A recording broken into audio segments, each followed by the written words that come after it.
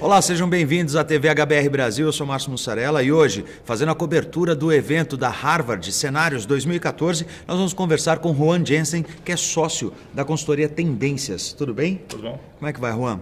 Juan, você é da consultoria Tendências, que, para você está meio que na Disneylândia aqui.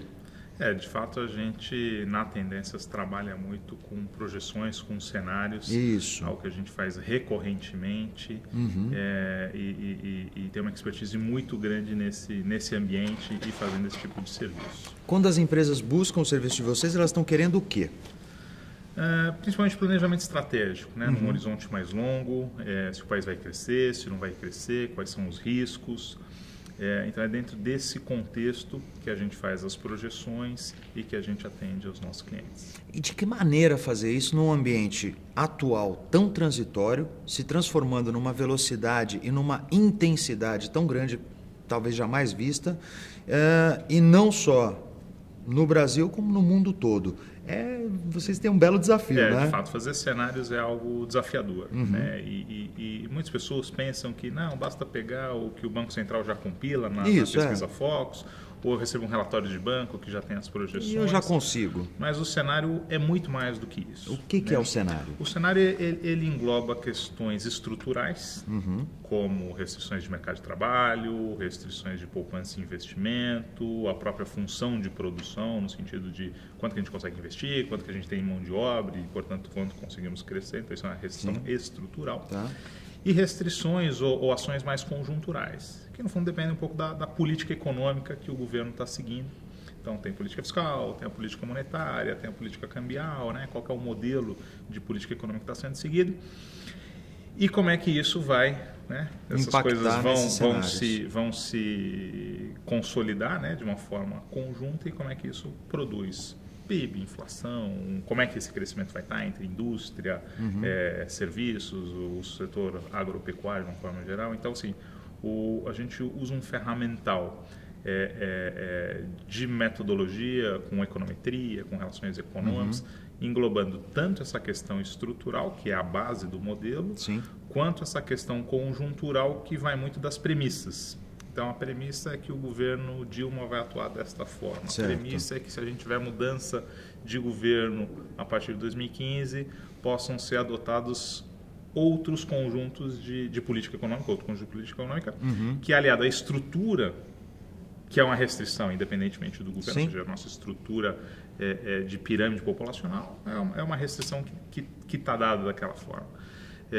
E isso vai gerar o cenário e a gente acaba construindo o que a gente chama de 3 cenários. Um cenário básico, que é o mais provável, um cenário mais otimista, que tem um outro conjunto de premissas, e um cenário um pouco mais pessimista.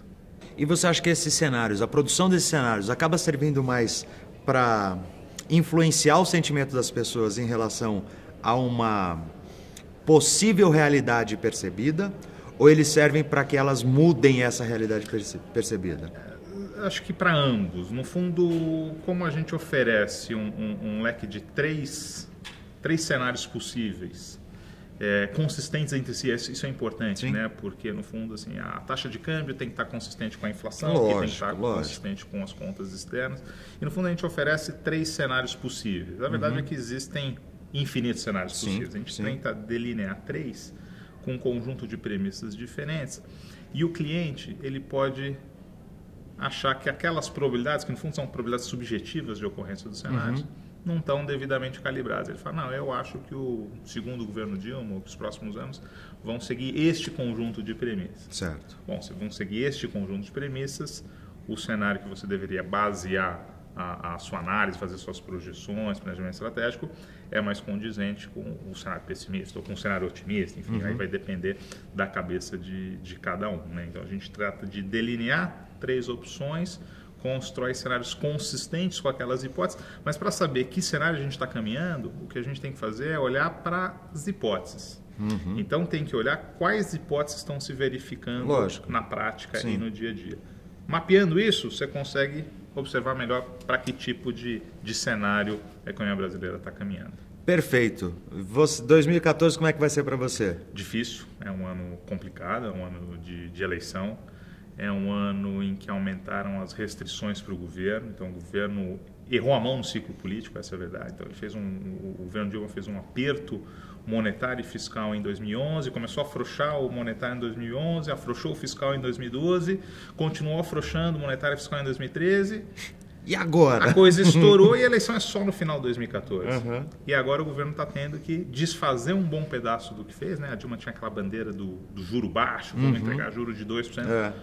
Ela vai entregar uma taxa de juros maior do que ela encontrou quando ela assumiu em 2011. Exatamente. O fiscal não tem mais espaço para desaforo, ou seja, houve um aumento de gasto público, redução de arrecadação, que está levando as agências de risco a revisar o rating da economia brasileira. Exatamente. E aí o governo não pode mais atuar nesse sentido, porque se continuar nessa trajetória, tem rebaixamento. E se tiver rebaixamento, a confusão e o dano que você pode trazer para a economia em termos de o câmbio vai desvalorizar, a inflação vai subir, a renda vai cair, e isso acaba afetando, pode inclusive afetar o resultado da eleição, né? Então o governo está trabalhando aí sobre o gelo fino. E o que o governo quer esse ano é que o tempo passe rápido, a Copa ocorra rápido, tudo acabe, a gente chegue na eleição e o ano acabe. Então, assim, 2014 vai ser um ano complicado, é um ano de crescimento baixo e de inflação ainda alta. Vamos ver, quem sabe no final do ano a gente não senta de novo para conversar sobre isso. Tomara. Juan, muito obrigado. Obrigado, prazer. E você, também já traçou seus cenários? Tem as suas projeções? Tem o seu palpite? Continue conosco, TV HBR Brasil, compartilhe conhecimento.